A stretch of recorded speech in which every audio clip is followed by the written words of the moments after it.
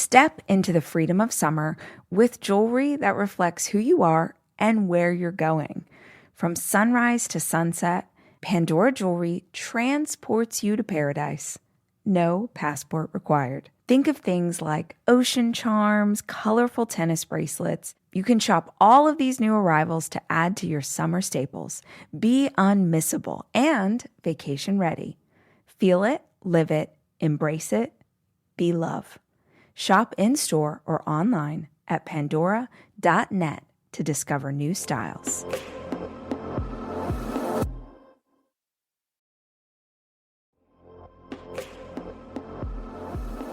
I am so excited to see so many people talking about perimenopause and menopause, but honestly, it is a long time coming and way past due. For literally hundreds of years, society hasn't wanted to talk about menopause, and when they do, they make it sound terrible. So Walgreens is helping women change the perception and take back our narrative, because nothing is sexier than being in control. Let's reframe menopause together. Join the hashtag #MenopauseIsHot conversation and help reframe menopause.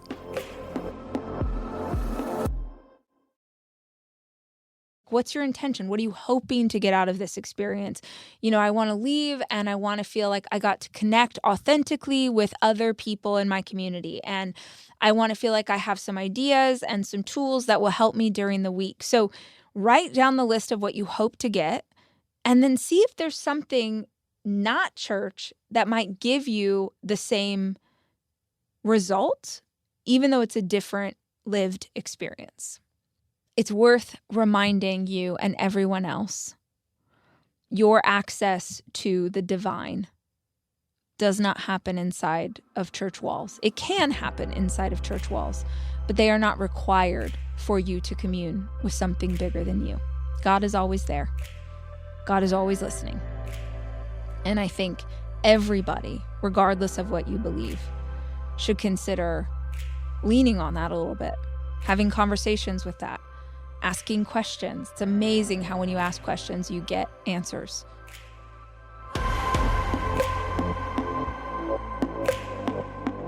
Hey guys, it's Rach. Welcome to the show. I'm so glad that you're here with us today. And I have a favor, which sounds kind of harsh if we just met, but I'm assuming that most of you have been a part of this community for a hot minute. And so I gotta ask, are you subscribed to the podcast?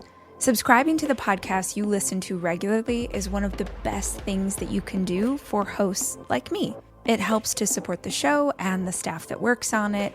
It ensures that you never miss an episode when we drop a new one. And here's the cool thing about subscribing. If you do it and then you hate this show, just unsubscribe. It's one click away. In the meantime, if you're listening, we would so appreciate it if you would just tap that button and make it official.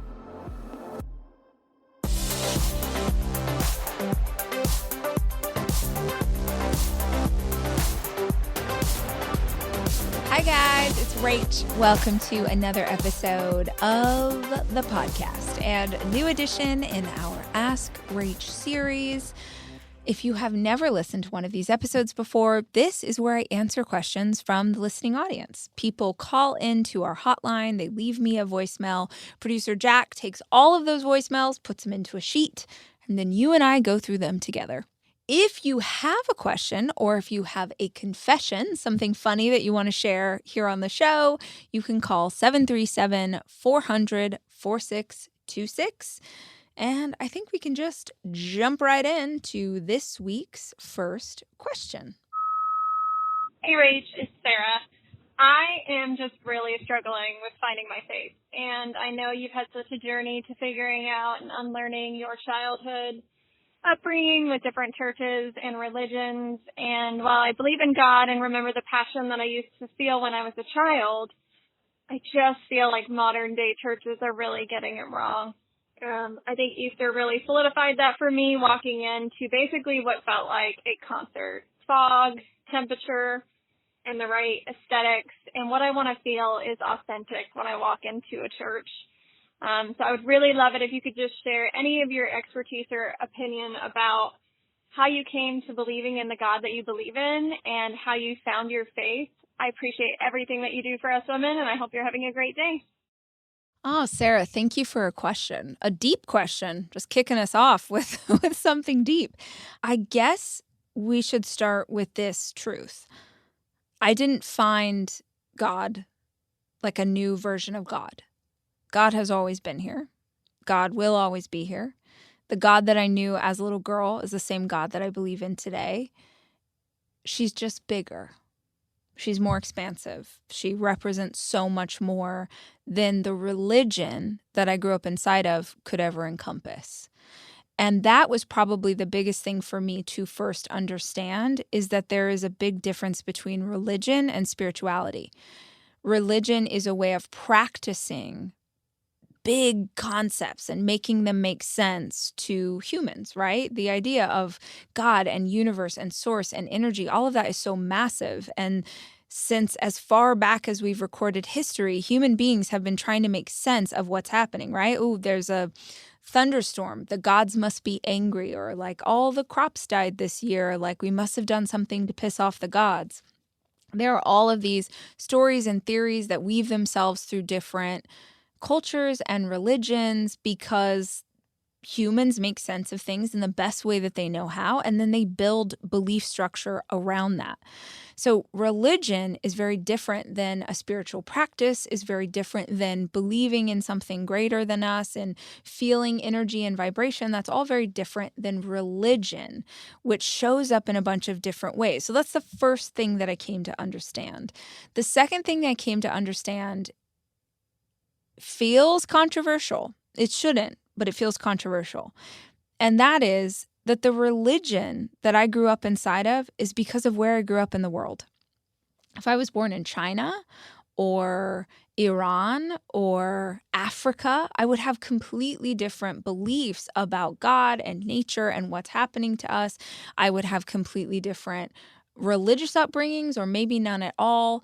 I grew up believing what I believed because I grew up in Bakersfield, California in the 80s, and because that is what my parents were taught, and their parents before them, and their parents before them, going back and back until we have Irish and Scottish ancestors who were Catholic, and going back and back. Like it's the product of where and how I was born.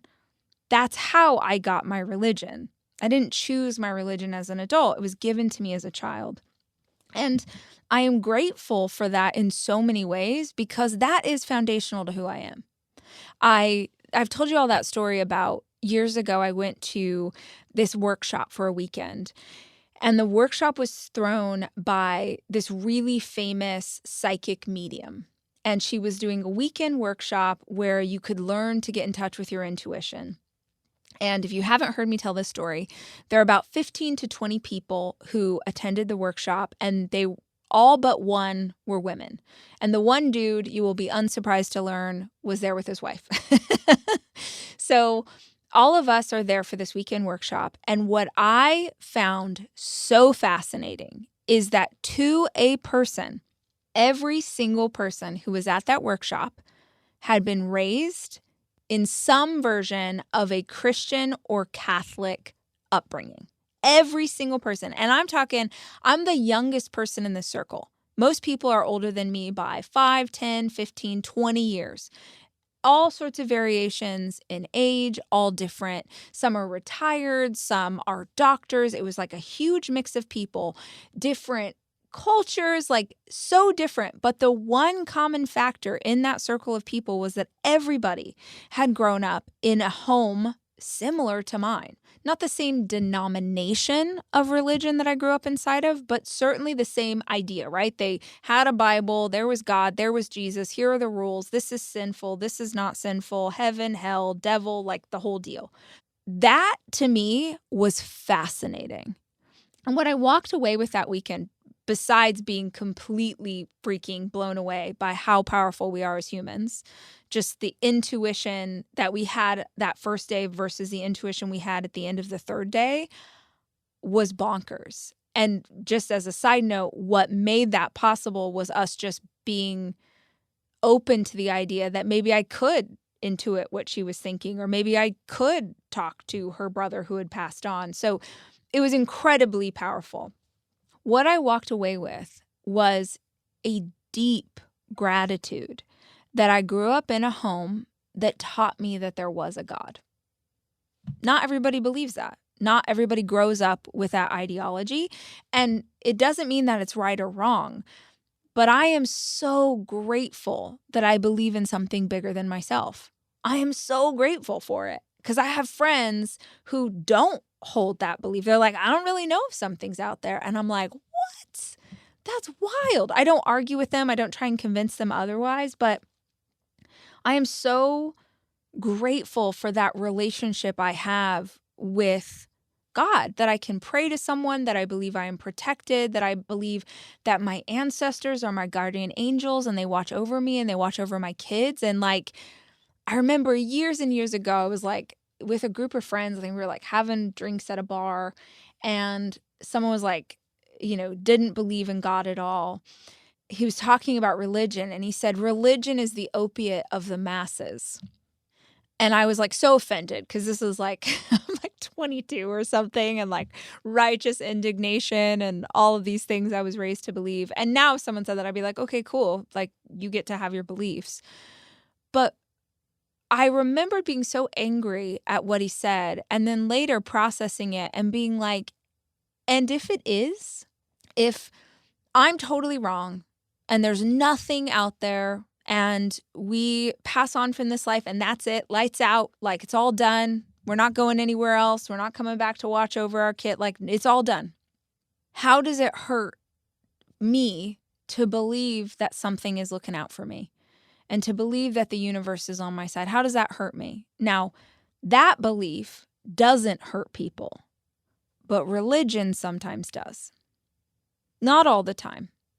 But it would be disingenuous for anyone, even the most religious, conservative person who's listening to this, and you may be feeling some feelings about what I'm talking about. Even you have to admit that across every religion on this planet, sometimes people use religion to hurt other people.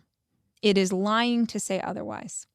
All of that is kind of like encompassing this journey that I went on years and years ago, where I really started to struggle with whether or not organized religion was something I wanted to interact with.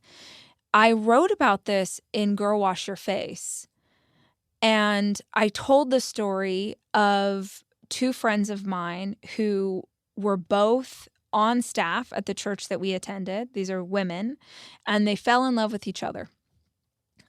Surprising to them both. It never occurred to me, because we went to this church that I thought was very progressive and like cool, and I never could have imagined the way the church would react to them being gay. And I just watched this just awful treatment of these people who, it was like before and after. Like before people knew they were together, they were some of the most beloved members of the congregation. And then as soon as people knew that they were together, they were, just ostracized, literally ostracized. I wrote about in the book. I don't need to go into it here. But that really started to shake the foundations of what I believed. And I was holding that along with a lot of what I had seen in church growing up, where yes, there was good stuff. Yes, there was community. Yes, there were things that were awesome. And yes, there was a lot of awful behavior that was hidden behind this mantle of like being a good Christian. And I just hated that. I still have such a visceral reaction to finding out that people are one person in public and a different person in private. For good or bad, I am who I am. If you met me right now, if I go down to the coffee shop and again, you meet me, you're like, yep, that is the same girl. I have never figured out how to, shut my mouth and not say stupid things in this show. I just show up as myself. And so all of that, this is just like a whole bunch of word vomit around the idea that I just can't do organized religion. I cannot see a world where that would be right for me. That being said, I do miss the tradition of it. Like at Christmas time, I miss the tradition. I miss going to church at Christmas time. I miss Easter. It's like I don't believe in that stuff, but I miss those elements. There was something beautiful about it. There was something like it's a big part of my childhood. It's like, so I get why you would want to still be in those environments. And just because I don't think religion is right for me doesn't mean that I don't think it shouldn't be right for you. That being said, Sarah, you can't judge all churches by one mega church, as it sounds like what you went to. Because some people freaking love the fog machine. Some people love that at the exact moment in, that exact worship song, they're going to like hit the button and then the lights are going to come up and then we're all crying. Like people like that feeling in the same way they like to go to a concert or a baseball game. It makes them feel good. If that's not for you, maybe you look to see if there are communities that would feel more aligned with who you are and where you want to go. And if you're not able to find that in a church community, you can still find that in a community. You can find that in a great yoga studio. You can find that in a club.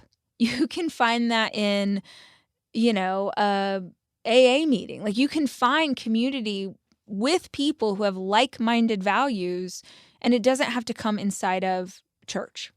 If you want it to be church, I think that you should do some more shopping around. Like look around, try some stuff out, see if you can ask your friends, see what they're into, see if you can find someone that you really dig. If you can't, then grab your journal and write, like, what's your intention? What are you hoping to get out of this experience? I want to leave and I want to feel like I got to connect authentically with other people in my community. And I want to feel like I have some ideas and some tools that will help me during the week. So write down the list of what you hope to get and then see if there's something not church that might give you the same result, even though it's a different lived experience. It's worth reminding you and everyone else, your access to the divine does not happen inside of church walls. It can happen inside of church walls, but they are not required for you to commune with something bigger than you. God is always there. God is always listening. And I think everybody, regardless of what you believe, should consider leaning on that a little bit, having conversations with that. Asking questions. It's amazing how when you ask questions, you get answers. So yeah, consider that as you head into the week.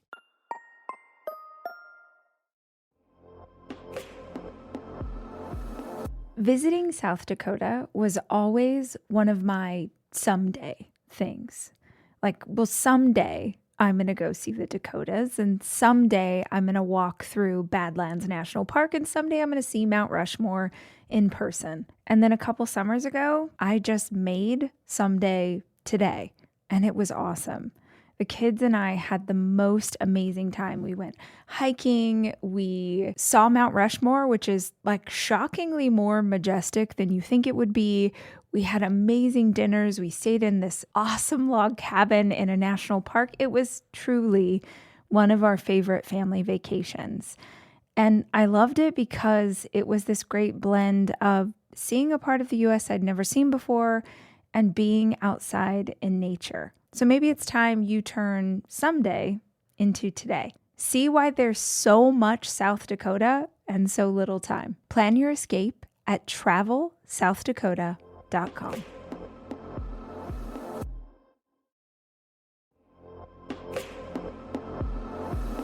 My favorite part about Thrive Market is that I don't have to think about it.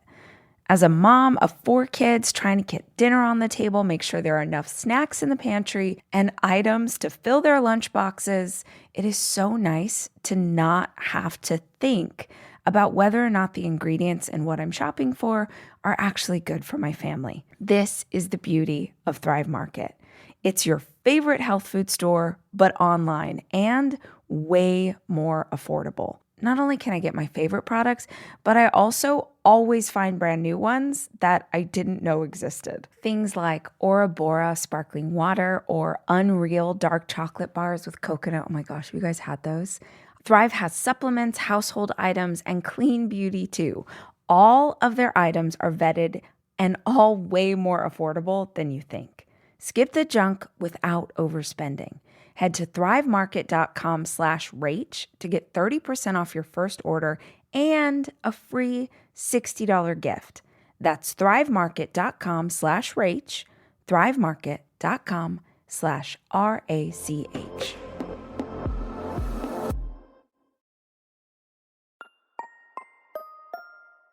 And let's see what our next question is. Hi, Rachel. My name is Colleen.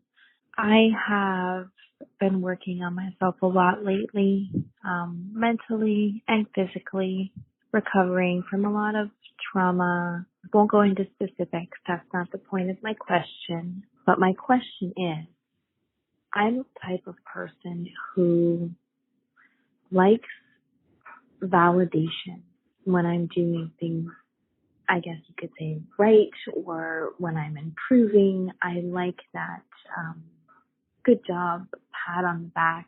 I've always been like that. Even in school, I remember elementary school, if I do something right, I like the praise.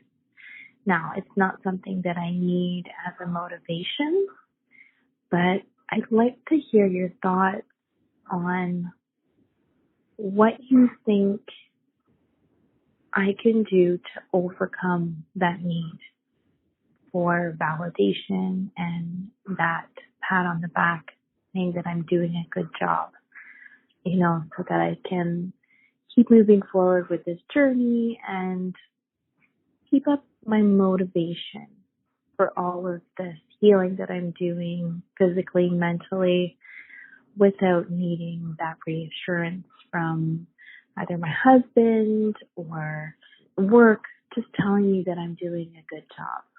Thanks, and I love the show. Been listening for years, and you've helped me through a lot, and I hope you never stop. Thanks. Bye.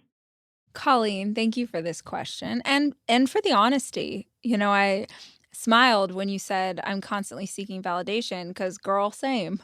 It would be disingenuous to not admit that we seek approval. Our brains are wired for social approval because back in the day, and I mean like caveman times, social approval meant safety. If the rest of the tribe approved of you, they would protect you from the saber-toothed tiger and give you some of their berries. It's an important part of being a human. I love the idea that we should just not give a crap what anyone thinks about us ever, but I think all of us are navigating somewhere on that spectrum of hoping that people will like us and hoping that they will give us that feedback. This is especially true when you're doing something that feels vulnerable, which working on yourself is vulnerable. It's hard. And you really don't often have an example of someone else doing it. So it's not like you get to look at and go, okay, well, that's what it looks like when you cross the first mile, and that's what it looks like when you cross the second. It's often this like wandering around in the dark, hoping that you're going to make an improvement, but not really know. So all of that to say, it makes sense that you would look to other people to give you feedback on it. I don't think there's anything wrong with it. And I think especially when it comes to our partners, it is not just a nice to have, but it is a need to have for your partner to give you the kind of feedback that you need. I have some friends who are going through something really hard right now with family. A parent is sick and they're rallying, as a family, as you do, to take care of the parent and do everything that they can and get them treatment. And it's so scary and it is so dire. And it's just, I'm sure you guys can imagine how insanely stressful that is. And in this process of going through all of this, this friend is feeling so alone, just so alone, we had conversations about what that looks like when you're feeling like you're by yourself in this thing that's happening and you don't have anybody else. Now, meanwhile, their partner is doing all the things that the partner used to do, plus all the things that she used to do to like take care of the kids and do the shopping. Like they've doubled their workload to be supportive to their partner, just crushing it, like taking on everything. And she feels alone. Now, both of their feelings are totally valid, right? Like she's allowed to feel like she's alone in this process, but she's feeling like she's alone because they are not communicating what they need and how they need it. So it is amazing that her husband is picking up all of this slack and doing all of these things, right? You could tell this is someone who probably has acts of service as their love language. But she's frustrated because she's like, I need a hug. I need someone to talk to. I need someone to tell me like it's going to be, I need these things. Of course, she's not saying that to her partner. And this could all be solved by just having a conversation and establishing exactly what you need. I truly believe that most of us have really good partners. Whatever season we're in, whatever happening in life, you have a good not everybody, but most people have a good partner who loves them and wants them to be happy. And if you could give your partner the cheat code to exactly how to make you happy by telling them how to make you happy, why wouldn't you do that? It's like we'll go to our friends and we'll tell everyone like, oh, I just want him to hold me while I cry. I just want him to tell me that it's going to be okay. I was like, have you said that? Well, no, I don't. Blah, blah, blah, blah. Girl, how would your partner know that? How would they know? Years ago, my mom gave me this advice. And taking marriage advice from my mom is like questionable because she was talking about my dad and their marriage was not great. But it was good advice. It still is good advice. She said, when Christmas rolls around, just tell him what you want. Don't have this romantic illusion that he's just going to like figure it out. Like he hasn't been romantic the other 364 days a year, but on this one day, he'll figure out how to be romantic.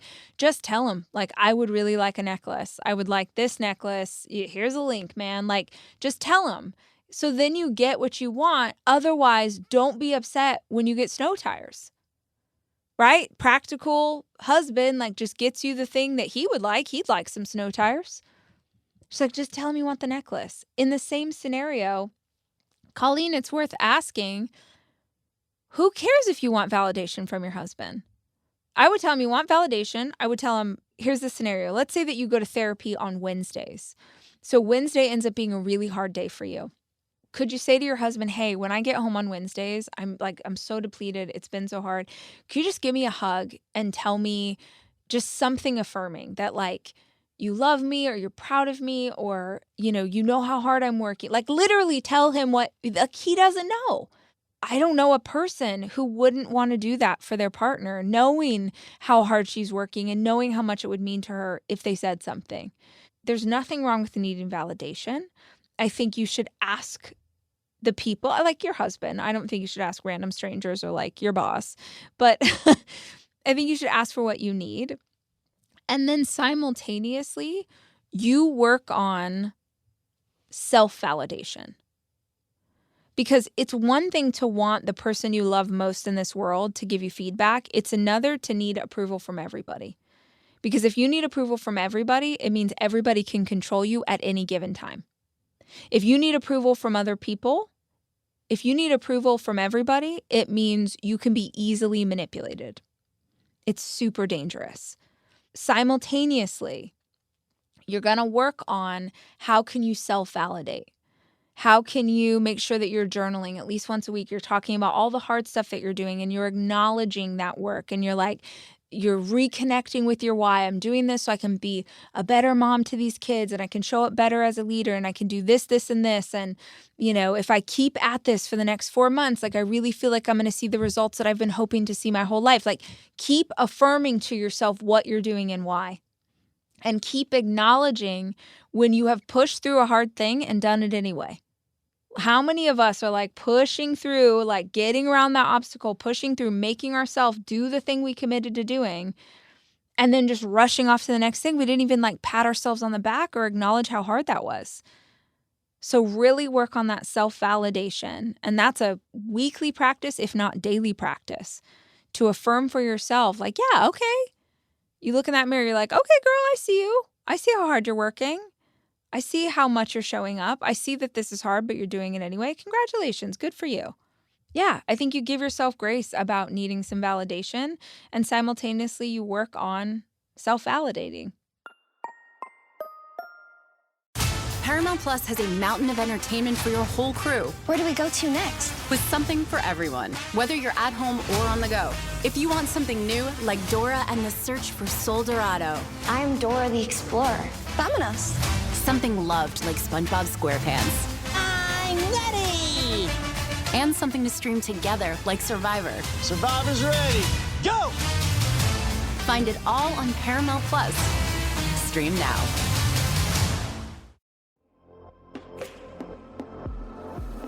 I love having people over to my house for dinner. I love a holiday party. I love a summer barbecue. I love any reason to have guests come over.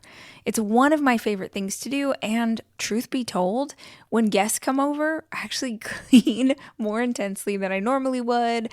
I usually will get like fresh flowers. I'll do a little extra something so that the house looks even better than it does regularly. And if you are like me, you gotta look at what's going on at Wayfair this summer. There's something for every style and every home, no matter your space or budget.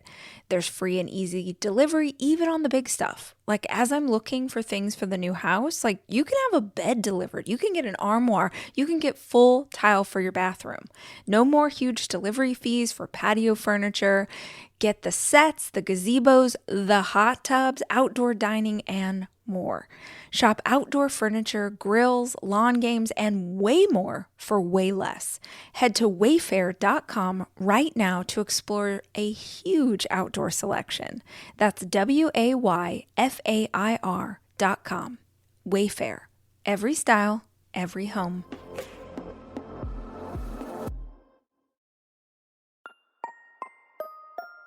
All right, let's see our next question. If you have a question, this is the moment to tell you that you can call into the hotline at 737-400-4626.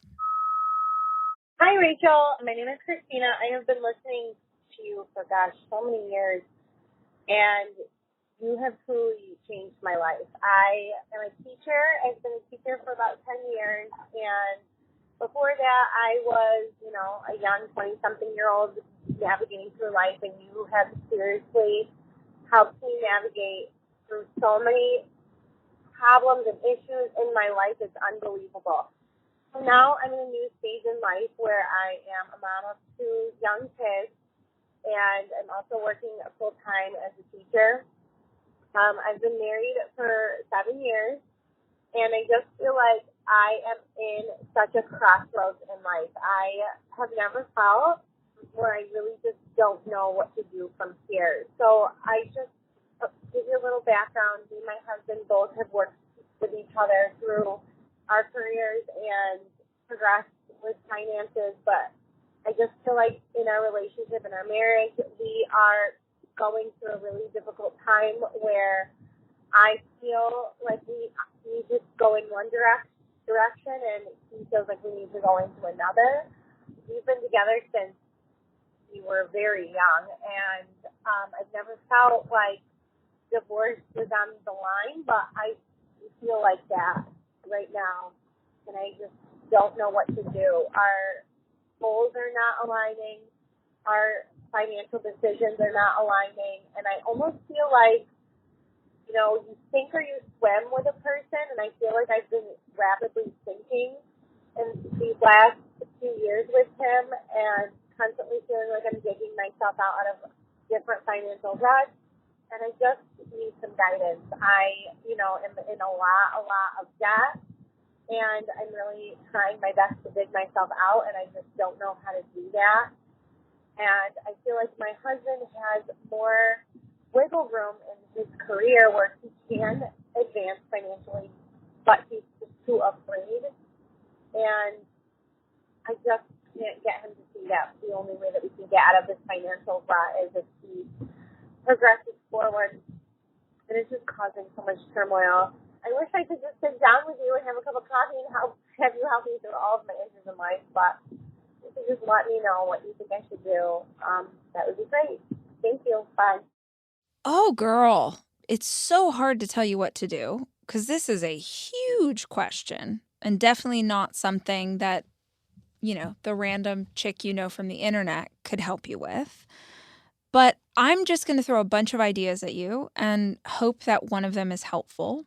The first is, this is for sure a question you should be having with a therapist because this feels like a lot of things need to be unpacked that are absolutely impossible in this little amount of time that you and I have together. And I say this to you guys all the time without the full context. So what I'm a little confused about is what is the debt from? That's the kind of doesn't have a lot to do with how I'm going to answer, but I am curious because you said I'm in a lot of debt. And then you said my husband has a job where he has more wiggle room financially. And I'm sure that you meant y'all are in a lot of debt and that his job maybe has more upside, like that he could make a bit more. And maybe he's holding himself back for whatever reason. But I don't think this is what you're saying, but I just want to clarify. This isn't like you have debt that you want your husband to work harder on to help you pay off, because that's for sure, that's a couples therapy conversation that you need to have together. I don't think that's what you're saying, but I do just want to address that for a second. If hypothetically you have incurred debt and you're like, man, if only he worked a bit harder and made more money, we wouldn't have this debt because we're in this together. I hope that's not what you're saying. But if it is, you should get some couples therapy for sure. But let's assume that it's not. Let's assume that you both have this debt together and you see that there's opportunity in his job and maybe he's holding himself back for whatever reason. Finances are one of the most stressful things that you can go through as a couple. But I don't think finances are a reason to get divorced. Divorce is hugely impactful. And wherever you go, there you are. Whatever issues you don't resolve in this relationship, I promise you would be with you in the future, even if this relationship were to end. So I don't believe that we get divorced because of financial issues. I think that we get divorced because of value issues. When your values no longer align with this person that you are in a marriage with, that's a real cause for concern.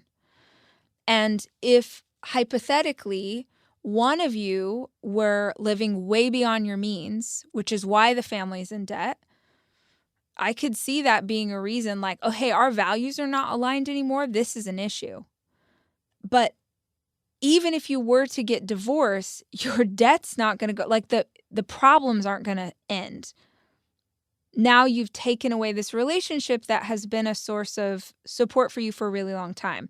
Again, I'm just going off of what you said, and maybe there's way more to it, and maybe you've outgrown each other, and maybe you're not aligned at all, and you do feel like you're drowning. That's a completely different thing.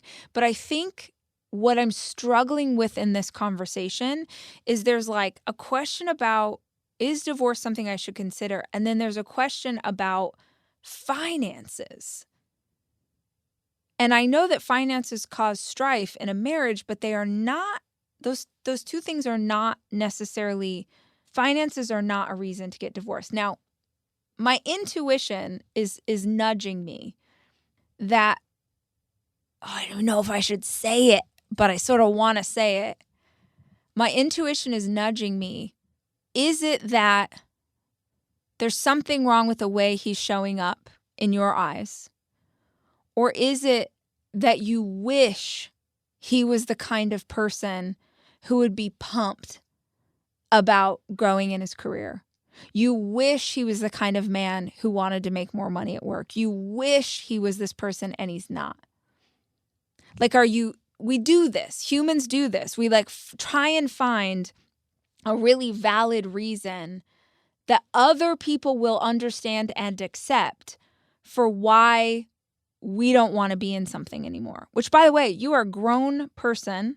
You are you are out here in this world. You're working. You're paying your taxes. Like, you get to decide who you're with and how you show up. And that's nobody else's business but yours. But I just want you to be cautious about something as just destructible as divorce for something that, at least in the way you described it to us, feels kind of light in context. But let's go back to that intuition again. Is it that you actually are wishing he was someone he's not? Because you're like, he's the one who has a job where he can make more money, but he's scared. Right? Are you wishing that he was just like the kind? You cannot change a person. You can't. You can change yourself. And then sometimes when we change ourselves, it inspires other people to make change, but you cannot change a person. But at the very least, you need to know what's really going on right now. Is what's going on, like you said, this debt thing and the finances, or is what's going on is man, I want him to step up. I want him to be this guy. I want him to show up in this way, and he's not doing it. Because you can't make him someone that he's not. Dak, did you just see Conan O'Brien walk by and fully stare at me the whole time? Who is this chick with this giant ass light recording her podcast? We're recording at SiriusXM, guys. This is my podcast partner for years. And Jack and I finally asked if we could use their studios because the sound's really good and I'm in the midst of moving. And Conan O'Brien just was who is this girl? Sorry.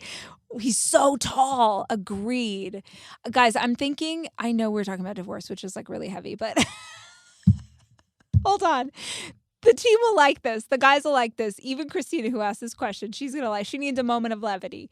We're going to get on our next one. I'm going to have Jack mic'd up because I feel like it'd be funny if you could hear him talking. But I don't know, guys. And honestly, probably Jack, it would be funny if it was ask Rach and Jack.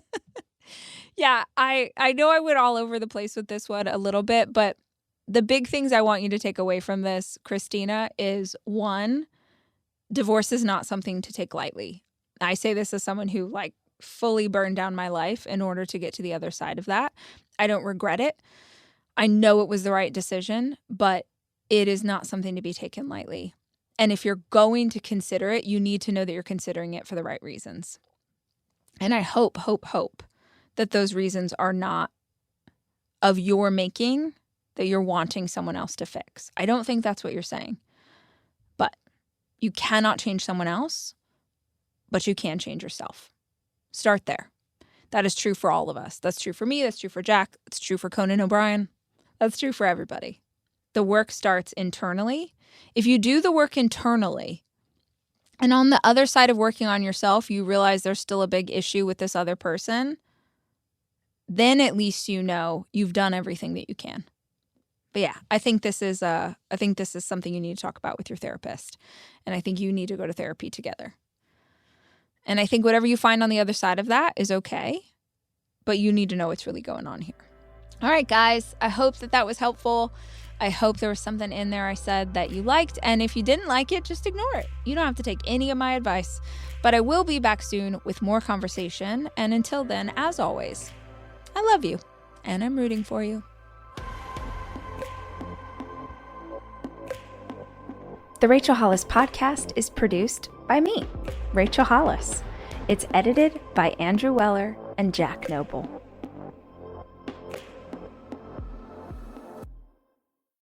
With Target, you can get back to school supplies delivered when you want it. Like today. Pens and markers? Check. Folders? Got it. Snacks, sneaks, and backpacks? Yup, right to your door. Or your classroom. For all of the above, it's back to school at Target. Are you on the right track? What do you want to be remembered for?